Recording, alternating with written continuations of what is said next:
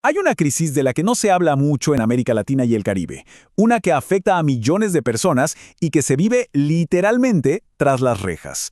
Hoy vamos a meternos de lleno en los datos de los sistemas penitenciarios para entender qué está fallando y, más importante aún, por qué. 145%. A primera vista parece una cifra económica, ¿no? Pero no. Esta es la realidad dentro de las cárceles de la región. Es la tasa de ocupación promedio. Para que nos hagamos una idea, por cada 100 lugares disponibles hay 145 personas. Así que empecemos a desglosar qué significa realmente un número como este. Bueno, este número nos lleva directamente a nuestro primer punto, la crisis del hacinamiento. Y no es una exageración, estamos hablando de un sistema que simple y sencillamente ha sido llevado más allá de su límite. Y una de las causas principales de este problema es, la verdad, bastante sorprendente. 4 de cada 10 personas que están tras las rejas no han recibido una condena. Están en prisión preventiva esperando un juicio. O sea, legalmente, son inocentes hasta que se demuestre lo contrario. Esto no solo abarrota las cárceles, es un golpe durísimo para la eficiencia de todo el sistema de justicia. Pero, a ver, la historia no se queda solo en el hacinamiento.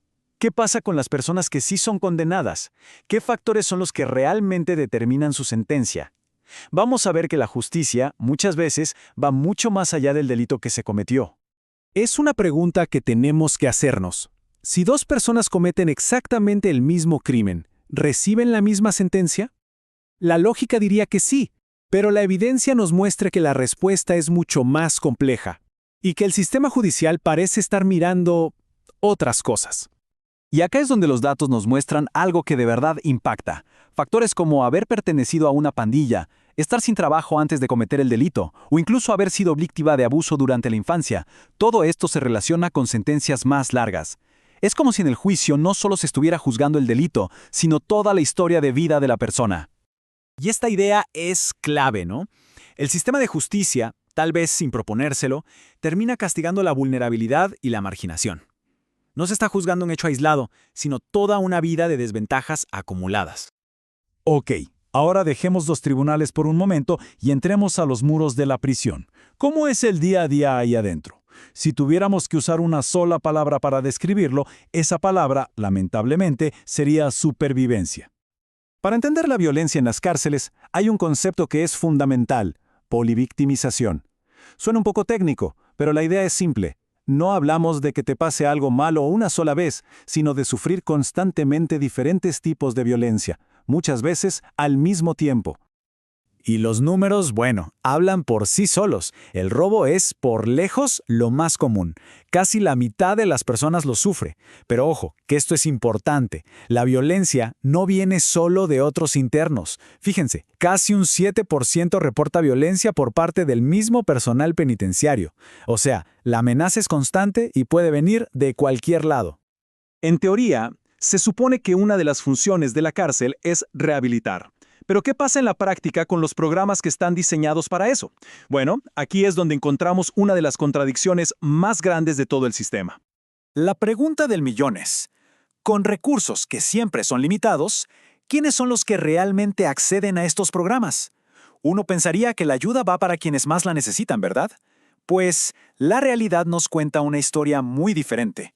Y aquí está la gran paradoja. Es increíble. Resulta que las personas que ya tenían experiencia laboral antes de entrar a prisión participan más en los programas de trabajo que quienes nunca tuvieron un empleo formal. Es decir, los que más se beneficiarían de aprender un oficio son los que menos acceden. El sistema termina reforzando las habilidades que ya existían en vez de crear nuevas. Entonces, el punto clave es que el problema no es solo la falta de ganas. Pensemos un segundo.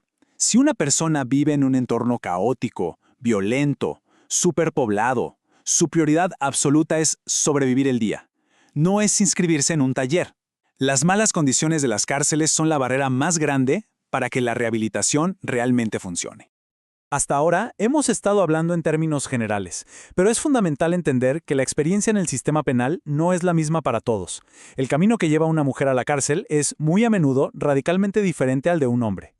Hay una trayectoria que, tristemente, se repite mucho. Muchas mujeres encarceladas fueron primero víctimas.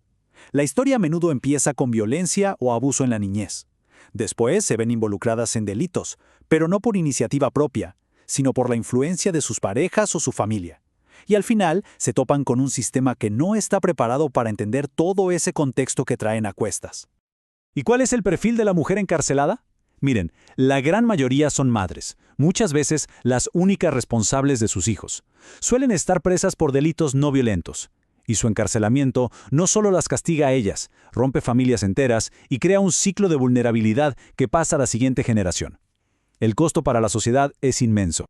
Así llegamos a una conclusión que parece inevitable. Si se supone que el sistema penitenciario existe para crear sociedades más seguras, ¿cómo puede lograrlo si dentro de sus propios muros está reproduciendo las mismas dinámicas de violencia y exclusión que dice querer combatir?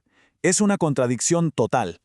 Y todo esto nos deja con una pregunta final, para reflexionar.